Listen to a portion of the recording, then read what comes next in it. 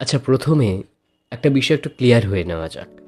এই যে Facebook, YouTube এই সমস্ত প্ল্যাটফর্মগুলো এক একটা ইন্টারন্যাশনাল প্ল্যাটফর্ম, এবং এই ইন্টারন্যাশনাল প্ল্যাটফর্মগুলোয় যখন আমরা কোনো কিছু পোস্ট করি, আমাদের হাতে চয়েস করার অপশান থাকে যে আমরা এই পোস্টের কমেন্ট সেকশনটা অন রাখবো না অফ রাখবো, এবং আমরা সেই মতোই কাজ করি।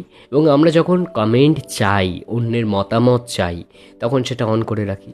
এবার ধরুন আপনি অন করে রাখলেন, এবং আমি একজন দর্শক, সে কী করলাম, একটা কমেন্ট করে আসলাম আমার মত অনুযায়ী, অবশ্যই শালীনতা বজায় রেখে।